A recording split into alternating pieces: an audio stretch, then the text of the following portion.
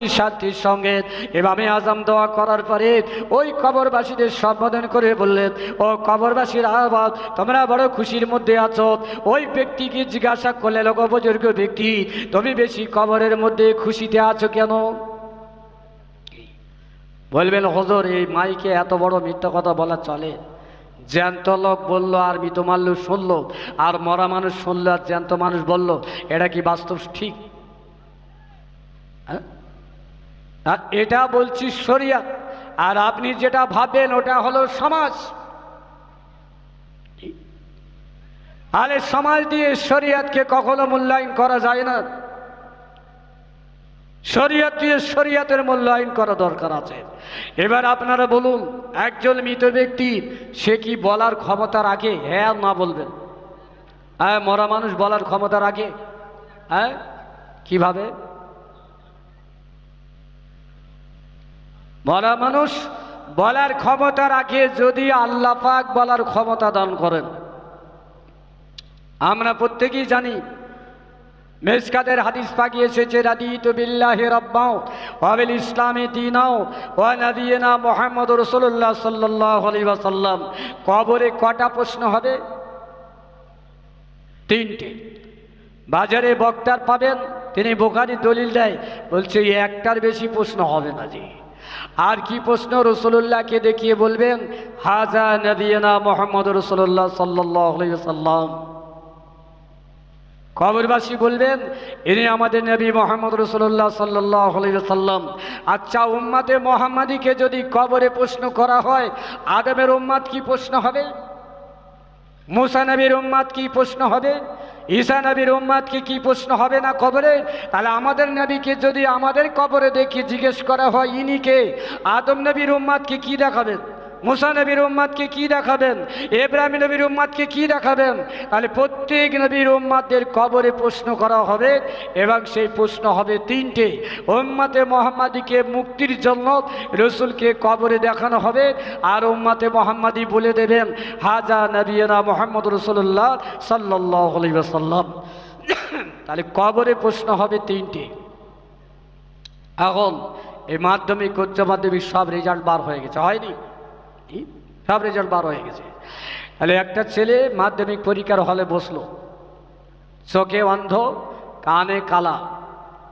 এই ছেলেটার হাতে যদি কলম খাতা দেন, লিখতে পারবে, পড়তে পারবে না বসে থাকবে? পরীক্ষার হলে যে ছেলেটি গেল, চোখে দেখা পায় না, অন্ধ আর কানে কালা, এ ছেলেটি লিখতে পারবে, পড়তে পারবে? চা খাওয়ার দিকে চিন্তা। তাহলে অন্ধ পড়তে পারবে না, বলতে পারবে না। তাহলে কবরবাসী যদি শুনতে না পায়, কবরবাসী যদি বলতে না পারে, ফেরেশতারা কাকে প্রশ্ন করবেন? মান রাব্বুকা ওয়া মা দীনুকা মান নাবিয়ুকা। কার প্রশ্ন করবেন? বাঁশবাকারি? কার প্রশ্ন করবেন? কাফন? কার প্রশ্ন করবে? কবরের মাটি? আলে আলামে বারজাক, কবরে যাওয়ার পরে আল্লাহ পাক প্রত্যেকের কবরে কথা বলার ক্ষমতা দান করে দেবেন, বলেন সুবহানাল্লাহ। আল্লাহ পাক ক্ষমতা দেবেন। বুখারীর হাদিস পাকি এসেছে, একজন গুনাহগার বান্দা, সে মুসলমান হতে পারে, বিধর্মী হতে পারে, ইহুদি হতে পারে, নাসারা হতে পারে, গায়ের কম হতে পারে। শুধু মুসলমানদের কবর দেওয়া হয় না, খ্রিস্টানদের তাদেরও বাক্সবন্দি করে দেওয়া হয়। তাহলে তাদের কবরে যখন প্রশ্ন হবে, মান রাব্বুকা দীনুকা নাবিয়ুকা, কি বলবে? লাদ্রি লাদ্রি, কিছু জানি না। তাহলে মুসলমানও কথা বলবে, ক্ষমতা দেবেন আল্লাহ, ও মুসলিমও কথা বলবে, ক্ষমতা দেবেন আল্লাহ। তাহলে মরা মানুষ বলতে পারে, শুনতে পারে, ক্ষমতা দেবেন আল্লাহ, মৃত ব্যক্তি নিজের ইচ্ছায় নয়। তাই আবু হানিফা রাহমাতুল্লাহ আলাইহি তিনি সালাম দিয়ে দোয়া করলেন, কবরবাসীদের দেখলেন কি অবস্থায় আছে, এবং জিজ্ঞাসা করছেন সব কবরবাসী অপেক্ষা আপনি একা ভালো অবস্থায় আছেন কেন? ওই কবরবাসী বুজুর্গ বলেন, ওগো জামানার ইমাম আবু হানিফা, আমি যখন দুনিয়ার মুক্তি ফিরিয়ে নিয়ে আসবো, আমার বিবি গর্ভবতী ছিল, আমার বিবিকে বলেছিলাম, বিবি গো, তোমার গর্ভের সন্তান যদি ছেলে হয় তাকে তুমি কোরআন পাকের হাফেজ বানিয়ে দেবে। এই কথা বলে আমি চলে এসেছি, অর্থাৎ ইন্তেকাল করে কবরে চলে এসেছি। আল্লাহ পাক আমার বিবির গর্ভে একটা সন্তান দিয়েছেন, ছেলে দিয়েছেন। আমার বিবি ওই বাচ্চাটাকে লালন পালন করে বড় করে তাকে কোরআন পাকের হাফেজ বানিয়ে দিয়েছে।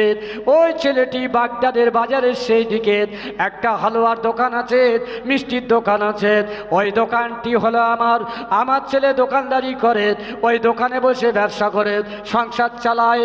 আর যখন খরিদ্দার থাকে না, আমার ওই বাচ্চাটা ঠোঁটটা টিপ টিপ করে নাড়তে থাকে, কোরআন পড়তে থাকে। বৃহস্পতিবার দিন শেষ করে শনিবার দিন শুরু করে, শনিবার দিন শুরু করে বৃহস্পতিবার শেষ করে জুম্মার দিনে মসজিদে হাজির হয়ে যায়। নামাজের পরে নামাজিরা যখন মসজিদ থেকে বার হয়ে যায়, সেই সময় ছেলেটি দরজার আড়ালে গিয়ে আমি আব্বা আমার জন্য দুটো হাত তুলে কাঁদে। আল্লাহ পাক তার কোরআন খতমের দোয়াটা কবুল করে দিয়ে আমার আত্মার উপরে পৌঁছে দিয়ে থাকে। তাই সমগ্র কবরবাসী অপেক্ষা আমি বেশি শান্তিতে কবরে আছি। কে বলছেন? আবু হানিফা রাহমাতুল্লাহ আলাইহি শুনছেন। কবরবাসী বলছেন, তাহলে এই হাফেজ সাহেবকে দোকানে কি পড়তেন? কলম পেপার, গণশক্তি পেপার, আনন্দবাজার কি পড়তেন? তাহলে খরিদ্দার বেচা কেনা যখন হতো না, বসে বসে কোরআন শরীফ পাঠ করতেন। বলে সুবহানাল্লাহ। আমাদের সমাজে অনেক রকম ব্যায়াম আছে। এ বললে মারপিট শুরু হবে, এ বললে বলবে ইমাম সাহেব ওই বক্তাটা দাওয়াত করেছে কেন, বলে উল্টো পাল্টা বলবে না জি। আমাদের খরিদ্দার না হলে কি হবে? কলবেরি তাস চলবে। আমাদের খরিদ্দার না হলে কি হবে? ক্যারাম বোর্ড চলবে নাকি? এগুলো তো এখন বেচে কেনার বৈশিষ্ট্য। মানেন আর না মানেন, হারাম বলেন আর হারাম বলেন, এভাবেই এখন ব্যবসা বাণিজ্য চলছে। এভাবেই ব্যবসা বাণিজ্য চলছে জি। তাহলে হালালের সঙ্গে হারামের সংমিশ্রণ হচ্ছে। আবু হানিফা হুজুর জানলেন ওই বাচ্চাটি কোরআন পড়ে তার আব্বার জন্য দোয়া করত। তাহলে মৃত ব্যক্তির জন্য কোরআন নাকি? হ্যাঁ, তাহলে আমরা যারা বসেছি এখানে যে দোয়া খায়ের হবে, হাত তুলে কাঁদবো আব্বা মায়ের জন্য, সেটা কি কোরআনের বিনিময় না তাবারুকের বিনিময়? কোরআনের বিনিময়ে, দোয়ার বিনিময়ে। যারা এসেছেন মেহমানদারি হিসাবে আপনাদের জন্য তাবারুক। এটা রাসূলুল্লাহ সুন্নাত, এটা রাসূলুল্লাহ সুন্নাত। তো আবু হানিফা রাহমাতুল্লাহ আলাইহি দোয়া করে দিলেন। কি পড়ে দোয়া করলেন? কিতাবটার নাম হলো কানজুল উম্মাল।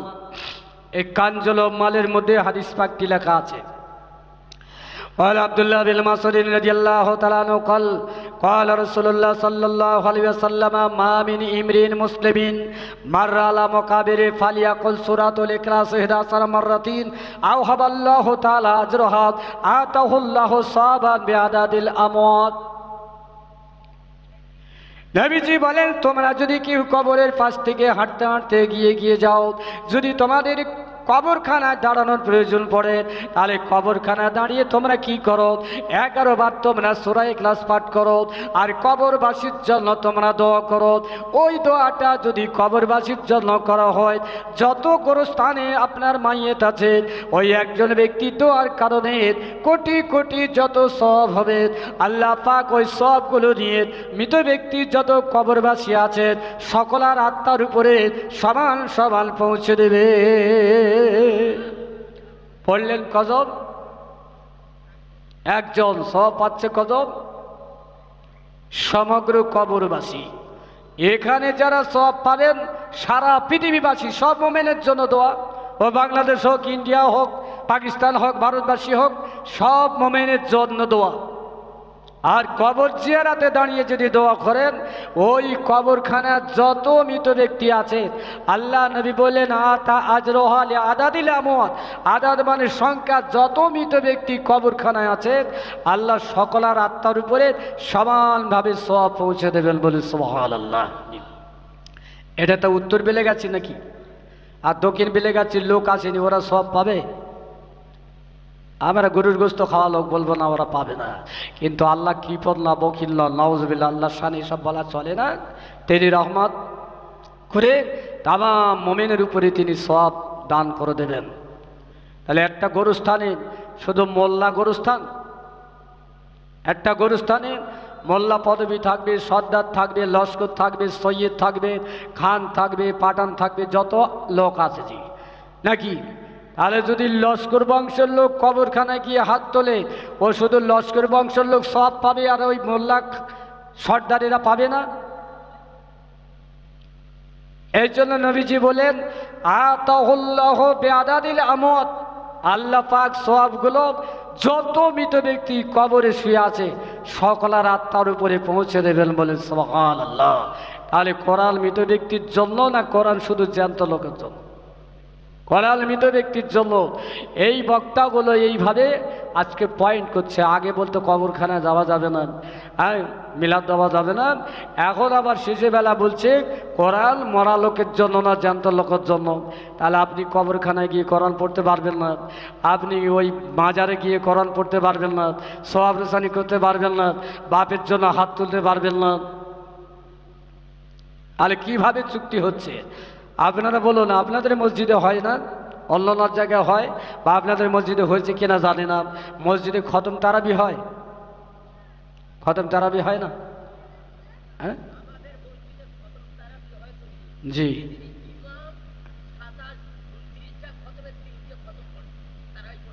আচ্ছা আচ্ছা, 3 দিন তাকে দায়িত্ব দেওয়া হয়নি। তাহলে যে খতম পড়াবে সে শুধু তারাবি পড়াবে, বাকি 5 ওয়াক্ত নামাজ ওই ইমাম সাহেবকে বলা হয় না কেন? যে তারাবি খতম পড়াবে সে শুধু তারাবি পড়াবে, এশার নামাজটা সে পড়াতে পারে, বাকি তো ইমাম সাহেব পড়াবে। কিন্তু কেন আসেনি এটা আমরা বুঝি না। তারাবি খতম করবে, ওকে দেবো 20,000, আর ইমাম সাহেব একটা মাস তার কিন্তু 500 টাকা বাড়ে না, সেই যা থাকে তাই, যা থাকে তাই জি। এটা তো ক্ষতির কারণ। আবারও বললে মার খেতে হবে, অনেকদিন পরে এসেছে, যদি মারপিট করাও শরীয়তে যায় না। মসজিদে বলছে ইফতারের জন্য ইমাম সাহেব তারাবি পড়াবে, সুতরাং টাকা দিতে হবে। ভালো, কেউ 200, কেউ 400, কেউ 300, কেউ 100 দিল, উঠলো কত 30। যে তারাবি পড়িয়েছে তাকে দিল কত 15, মুয়াজ্জিনের 5, ইমাম সাহেবের 5, আর বাকি বলছে 10,000 টাকা মসজিদের উন্নতিতে থাকবে। এটা কি ঠিক হবে? এটা ওয়াদা খেলাফ হলো।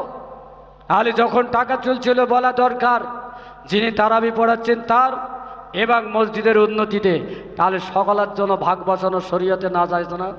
আকসার জায়গায় দেখা যায় তোলে ইমামের জন্য রেখে দেওয়া মসজিদ কমিটি উন্নতি দেখাচ্ছে, ধোকা দেওয়া হয় যে তারাবি পড়াচ্ছে কি ইমামতি করছে তার।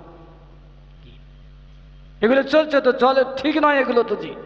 দেবে তো মুসাল্লি, বলতে হবে তাদের কোন কাজের জন্য আপনি পয়সা চাচ্ছেন। এগুলো ঠিক আছে। তো এইরকম কিছু ত্রুটি বিচ্ছুতি আমাদের সমাজে ঘটছে, আল্লাহ হেফাজত করেন। আমি যেটা বলছিলাম সেটাই কি, তার 11 বার সূরা ইখলাস যদি পাঠ করে আল্লাহ পাক সমস্ত কবরবাসীর আত্মার উপরে সওয়াব পৌঁছে দিয়ে থাকেন, বলে সুবহানাল্লাহ। তাহলে এই সূরা ইখলাসটা কোথায় আছে? এ বুখারীর হাদিস পাকে আছে না কোরআন পাকে আছে? কোরআন পাকে আছে। তাহলে কোরআন মৃত ব্যক্তির জন্য, কোরআন মৃত ব্যক্তির জন্য। قال أبي هريرة رضي الله تعالى عنه قال رسول الله صلى الله تعالى عليه وسلم من قرأ القرآن وختمه ودعا له عمن عرف ألف ملك من السبع إلى المساجد ومن المساجد إلى السبع 40 يوما। আল্লাহ নবী বলেন মান কারাল কোরআন ওয়া খাতামাহু, যে ব্যক্তি কোরআন পড়তে পড়তে শেষ করে ফেললো, ওয়া দাআ লাহু, আর মৃত ব্যক্তির জন্য যদি দোয়া করে। লড়াচড়া হচ্ছে, আমার খুব ভয় লাগছে জি। কেন এত মাস্টার আছে কেটে কেটে কেটে কেটে ওয়াজগুলো ঠিক হেডলাইনের বাইরে দিয়ে দেয় জি। সেই জন্য আমি অন্য জায়গায় কোনো জায়গায় ইউটিউব চালাতে দিই না। তো আমার মাওলানা ভাই বললেন কলিমুল্লাহ হুজুর আমার নিষেধ আছে, তো সেই জন্য অনুরোধ করবে যে কেটে কেটে আপনারা ওয়াজ ছাড়বেন না, যা শুনছেন তাই ছাড়বেন, কেটে কেটে আর হেডলাইনটা পাল্টাবেন না জি। কখনো কখনো দেখা যাচ্ছে একটা বক্তার লাল কালি দিচ্ছে আবার সবুজ কালি দিচ্ছে, পক্ষপাতিত্ব করে জি। ফরফরার বিরুদ্ধে লাল কালি আবার বসিরহাটওয়ালাদের জন্য সবুজ কালি। কেন ভাই? তোমরা এই পক্ষপাতিত্ব করবে কেন? এগুলো ঘটছে এখন, জি, পক্ষপাতিত্ব করে কোনো জায়গায় ক্রস দিচ্ছে, আবার কোনো জায়গায় ঠিক চিহ্ন দিচ্ছে।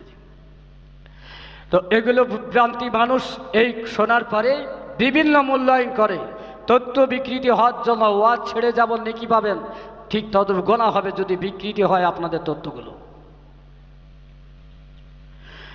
তো আল্লাহ নবী বর্ণনা দিলেন, মান কারাল কোরআন ওয়া খাতামাহু, কেউ যদি কোরআন খতম করে, তা এই হাদিস পাকে এসেছে কোরআন যদি খতম করে। আমি রমজান মাসে একটা ক্যাসেট শুনলাম, বলছে মসজিদে তারাবি খতম করা হলো হারাম। কোরআন পড়া হারাম, জীবনে ওয়াজ শুনেছেন? কোরআন পড়া হারাম, জীবনে ওয়াজ শুনেছেন? নাপাক অবস্থায় লা ইয়ামাসসু ইল্লাল মুতাহহারুন, অপবিত্র অবস্থায় কোরআন স্পর্শ করো না। কিন্তু কোরআন পড়া হারাম এরকম কোনো হাদিস আয়াত পাওয়া যায়নি। তাহলে কি ওয়াজ আজকে সমাজের কাছে আমরা পরিবেশন করছি? তারাবি খতম করা হারাম। কেন বলছে রসুল খতম করেনি? রসুল নিষেধ করেছে কোথায়? একটা হাদিস দেখাও।